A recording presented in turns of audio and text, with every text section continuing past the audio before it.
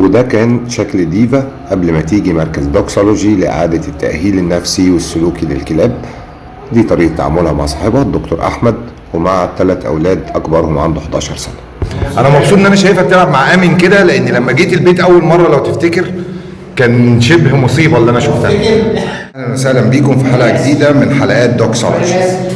النهارده معانا ديفا بعد أسبوعين تقريبا قعدت معانا. أيوه بعد أسبوعين قعدت معانا. دكتور احمد صاحب ديفا جاي يتشيك عليها ويشوف ايه الاخبار. ديفا كانت بتعمل ايه مع الولاد؟ لا ديفا كانت على طول بتنط على الولاد وبتنط على ايدينا وبناديلها.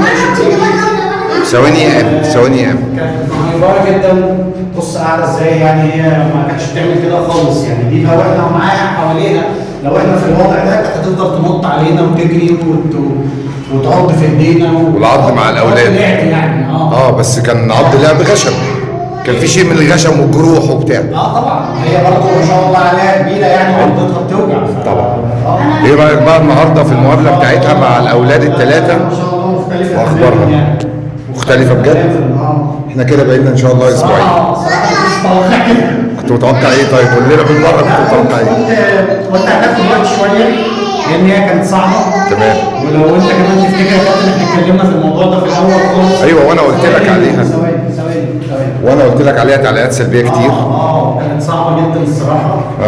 خصوصا مع امن، يعني لو تلاحظ بص امن واقف جنبها. ايوه هو امن اهم واحد فيهم بصراحه. امن كانت بتنط عليها على طول، ما كانش بيقف جنبها كده ويقفوا ساكتين كده، كانت لازم على طول بتنط عليها. في هيبره وفي عضعضه وفي ايديها شغاله معاها على طول. قول لها ستوب.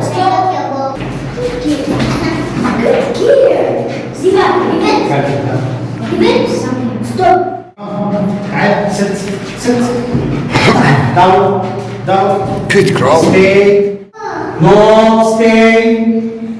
خلي التون بتاع صوتك عادي، بس في شيء من القرار. انا ده قرار مش ريكويست، بس كده.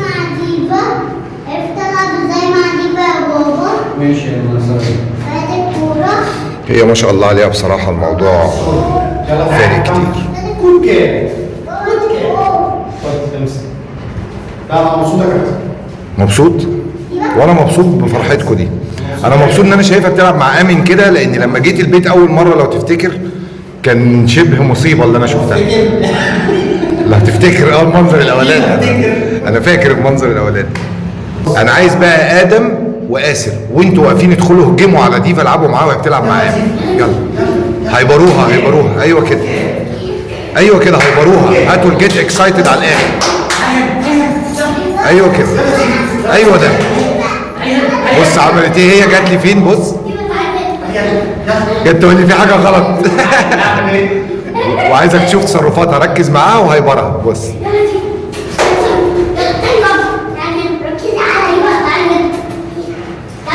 اللي هو ايه اعمل ايه؟ جود جرال، برافو.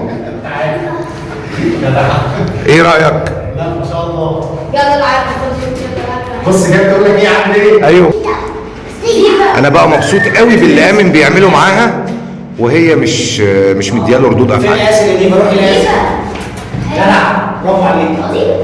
حافظه اسامي الاولاد ما شاء الله. اهو.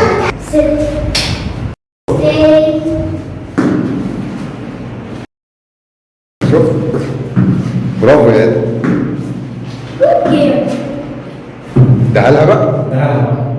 احذفها لها يا راجل. ماشي. حبيت افرجكم بعد اسبوعين ماي دوج سايكولوجي التعامل اللي بيحصل في ايديها.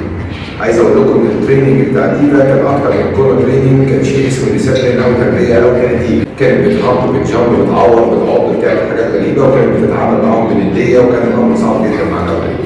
النهارده زي ما احنا شايفين ديفا هي لسه باقي ليها اسبوعين على التريننج، يعني لسه هي خدت نص فتره التريننج فقط. دي كلها كده الشكل بدون قطع كلامك يعني انا بشكرك. الله يبارك فيك. لو عجبك ولو عجبكم الفيديو ما تنسوش تعملوا لايك وسبسكرايب لقناه دوكسولوجي وقنوات دوكسولوجي على تيك توك يوتيوب وفيسبوك وانستغرام.